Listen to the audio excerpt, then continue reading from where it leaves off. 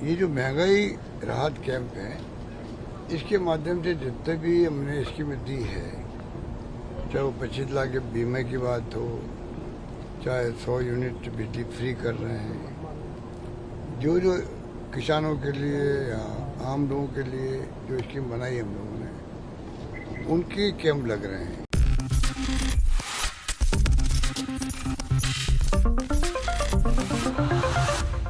नमस्कार, मैं हूं कपिल और आप देख रहे हैं नेक्स्ट 9 न्यूज। अगर राजनीति की बात करी जाए तो ऐसा कहा जा सकता है कि अनुभव ही सब कुछ होता है। अशोक गहलोत की अगर बात करी जाए तो लगातार सचिन पायलट पर भारी पड़ रहे हैं।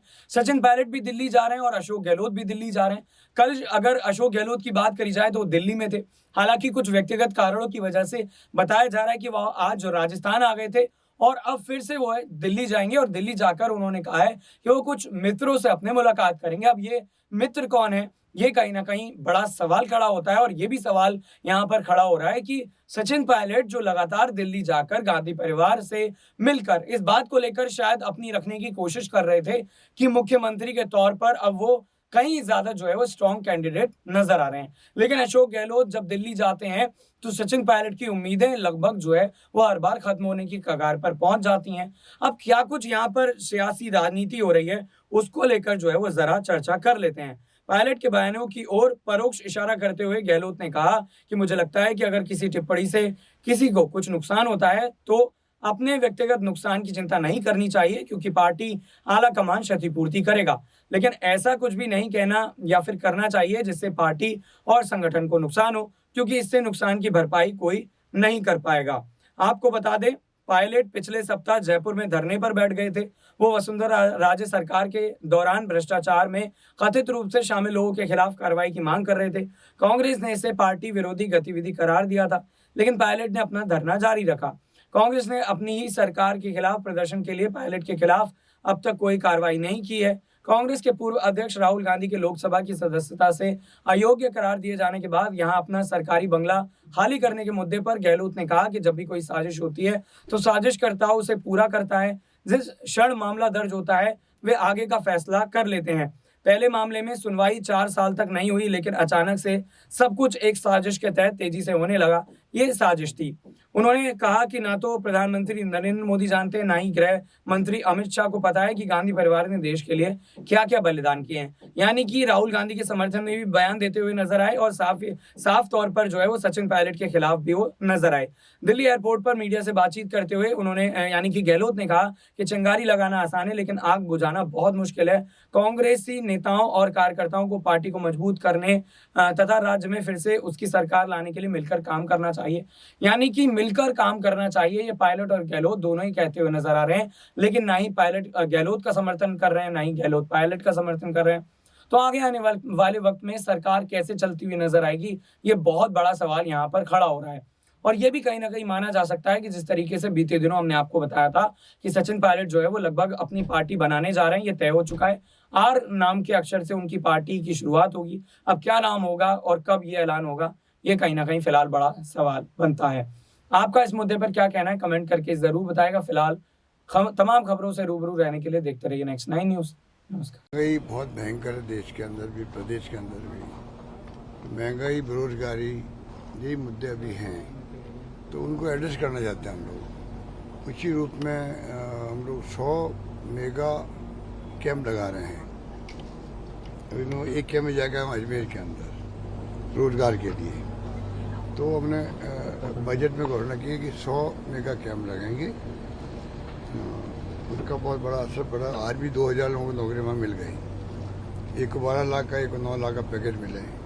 तो लोगों में एक रहता भी कि कुछ सरकार हमारे लिए कर रही है। प्राइवेट सेक्टर के अंदर भी सरकारी नौकरी हम करीब 3 लाख तो दे रहे हैं, अभी 1.5 लाख करीब दे चुके हैं। 1.5 लाख का प्रोसेस चल रहा है।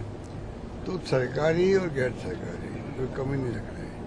ये जो महंगाई राहत कैंप है, इसके माध्यम से जितने भी हमने स्कीमें दी है, चाहे वो 25 लाख के बीमे की बात हो, चाहे 100 यूनिट बिजली फ्री कर रहे हैं, जो जो किसानों के लिए या आम लोगों के लिए जो स्कीम बनाई हम लोगों ने, उनके कैंप लग रहे हैं। हो सकता है उसमें कोई जो सक्षम हो गए हैं वो नहीं लेना चाहे मान लो, तो इंश्योरेंस कंपनी से बात करके हम चाहेंगे कि जो बचत होगी उसको और ज़्यादा एक्सपेंड कर देंगे स्कीमों को। तो ये सोच करके और ये कैंप चलते रहेंगे लगातार, 2 महीने चलेंगे पैसा नहीं गाँव के संग, पैसा नहीं शहरों के संग, उस पर तो चलेंगे पर उसके बाद भी चलते रहेंगे। सबसे बड़ी खासियत इन कैंपों की ये है कि जिस दिन स्कीम लागू हो रही है, फॉर एग्जाम्पल 1 अप्रैल से लागू हो गई है 500 रुपये में गैस सिलेंडर, ठीक है, तो वो 500 रुपये गैस सिलेंडर 1 अप्रैल से मिलेगा, चाहे वो 1 महीने बाद में अगर कराएगा रजिस्ट्रेशन तब भी उसको इस महीने का भी मिलेगा। हर स्कीम में जो जिस दिन जो लागू होएगी स्कीम, लाभ उस दिन से मिलेगा, डीबीटी होगा उनके अकाउंट के अंदर। तो इसलिए कोई चिंता करने की बात नहीं, कोई ज़्यादा भीड़ एक साथ करने की बात नहीं, आराम से आएँ, आराम से अपना रजिस्ट्रेशन करवाएं। सर भाजपा शासित प्रदेश है, बीच में एक बात आई कि उनके लोग भी, उनकी टीमें भी राजस्थान की योजनाओं को लेकर काम कर रही है कि कैसे वो हम तो चाहेंगे सब करें, इसमें क्या है। जो स्कीम हमने बनाई है, बजट घोषणा करी है, उसमें भाजपा हो या कांग्रेस हो, जो कार्यकर्ता अगर जाना चाहे गाँव के अंदर सेवा करना चाहें तो उसका तो स्वागत करते हैं। सर सूडान में कुछ राजस्थान के लोग भी फंसे हुए हैं, क्या आपने मालूम पड़ा मुझे, और प्रधानमंत्री भी मीटिंग ले रहे हैं, मोदी जी भी। आपने कोई पत्र लिखा तो है? हम तो अभी हमारे पीआरसी ऑफिस संपर्क में एमईए के, और हमने हमेशा ध्यान रखा जो हमारे रास्ता लोग बाहर रहे हैं, यूक्रेन के अंदर थे मान लो कई लोग, उस पर भी जो आए उनका पूरा ख्याल रखा पीआरसी ऑफिस ने, कोई कमी नहीं आने दी। तो आप निश्चिंत हैं कि हम बहुत इन बातों में संवेदनशील रहते हमेशा।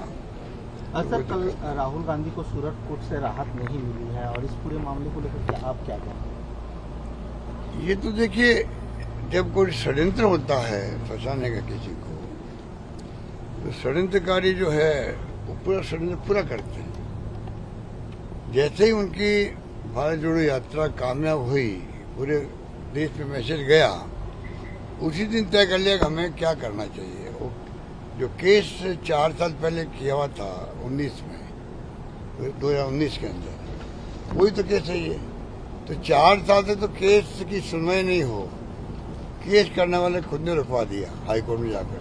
क्या तुक था भाई, आज तक मैंने कभी सुना नहीं, मैं ही केस करूँ, मैं रुकवाऊँ उसको। और जब रुकवा दिया, पड़ा रहा, जब उनको शूट किया, मैं षड्यंत्र की बात क्यों कर रहा हूँ बार बार, जब उनको शूट किया तब जाके उस केस को वापस जिंदा किया, जब वापस हाईकोर्ट ने आके रिक्वेस्ट करी, अब हम चाहते सुनवाई शुरू हो। तो ये षड्यंत्र नहीं है क्या, क्यों रुकवाया उसको केस को? बीजेपी कह रही है कि गांधी परिवार का जो घमंड है वो टूट गया है, कांग्रेस पार्टी का जो घमंड दिखता है वो टूट गया है कहीं ना कहीं। ये कहने वाले खुद घमंडी है, ये लोग अहम घमंड में जी रहे हैं। गांधी परिवार को मैं 50 साल से मैं जानता हूँ। इंदिरा जी के वक्त से राजीव गांधी जी के साथ हम लोग मंत्री रहे थे, सोनिया जी भी जानते, पूरे परिवार भी जानते हैं। बस घमंड होता तो ये लोग आज सत्ता में होते ना। 32 साल से इनके परिवार का कोई आदमी, ना प्राइम मिनिस्टर, ना मुख्यमंत्री, ना केंद्रीय मंत्री बना। आप सोच सकते हो, कोई मंत्री जो प्रधानमंत्री खुद ने ऑफर किया, राहुल गांधी को प्रधानमंत्री से ऑफर करी, केंद्रीय मंत्री बनना ऑफर किया, वो स्वीकार नहीं किया उन्होंने। जब देखी जनता ने चुन लिया सोनिया गांधी जी को प्रधानमंत्री, तो डॉक्टर मनमोहन सिंह जी को बनाया प्रधानमंत्री उनको। तो ये जो बोल रहे हैं कि कोई क्रेडिबिलिटी नहीं है, बोलने वाले की खुद की कोई प्रदेश विश्वास नहीं करता देश के लोगों पे, क्योंकि अच्छी बातें बोलते रहते हैं। सर राजस्थान में घबराए हुए हैं, तो गांधी परिवार ही घबराए हुए हैं। सर राजस्थान में क्या इसलिए अटैक इसीलिए उनके ऊपर करते हैं। सर राजस्थान में आपने कहा कि 23 में तो वापस कांग्रेस रिपीट करेगी, भाजपा कह रही 28 की करेगी तो हमने कहा कि हमने सर्वे करवाया है, लोगों का मूड लग रहा है कि इस बार, क्योंकि उनका अनुभव कहता है कि बार बार सरकार बदलती है, सारी स्कीम बंद हो जाती है हमारी वेलफेयर स्कीमें। तो इस बार उनका मूड लग रहा है कि इतनी शानदार योजना आई हुई है, आगे अगर सरकार रिपीट होगी ये स्कीम और मजबूत होगी, नंबर 1। और ऐसी स्कीमें नहीं आएगी जन कल्याणकारी योजनाएं की, सोशल सिक्योरिटी की, तमाम योजनाएं और नई नई आएगी, इनको विश्वास हो गया सरकार पर। तो लगता है कि इस कारण से सरकार इस बार रिपीट होगी, और सरकार के विरोध में कोई लहर है ही नहीं। अभी आप बताइए, हमने कोई आपने फीडबैक 100 से ज्यादा एमएलए से बात करी, सब ने एक स्वर में कहा साहब कि इतना काम जो हमने मांगा आपने दिया, और वो काम खाली घोषणा नहीं हुई है, वो काम शुरू हो गए हमारे क्षेत्रों के अंदर, और सरकार के विरोध में कोई बात ही नहीं करता। तो सरकार के विरोध में कोई बात नहीं करता, ये तो चुनाव के 8 महीने पहले ये स्थिति है, तो विश्वास होता है जो हमारा सर्वे वो सही सर्वे है। सर कुछ लोग तो बाई विल पार्टी के हित में अपनी टिकट छोड़ रहे हैं कि किसी को आप टिकट दे दें। नेक्स्ट चुनाव में बाई विल टिकट छोड़ रहे हैं कि आप किसी को भी टिकट उनके विधानसभा से देकर लड़ा लें। ऐसे अभी तक तो, अभी जब और सर्वे होगा आगे और जब उनसे राय करेंगे, ये लगातार चलता जाएगा हमारा। सर आज आप ये जो प्रोसेस है ये लगातार चलेगा। अभी 2 महीने कैंप चलेंगे ये महंगे रात के, उसके बाद में वापस देखेंगे कि बताइए भाई आप क्या सोचते हो, आपने क्या क्या काम किया, कहाँ कहाँ गए, कितने लोगों का बेनिफिट दिलवाया आपने। तो एक सर्वे और होगा, उनका भी होगा और उनकी सेवाओं का भी होगा, और पब्लिक का मूड भी और बदलेगा ज़्यादा सरकार के पक्ष में। जी तो ये पूरा जो है आने वाले हमारे कार्यकर्ता हैं।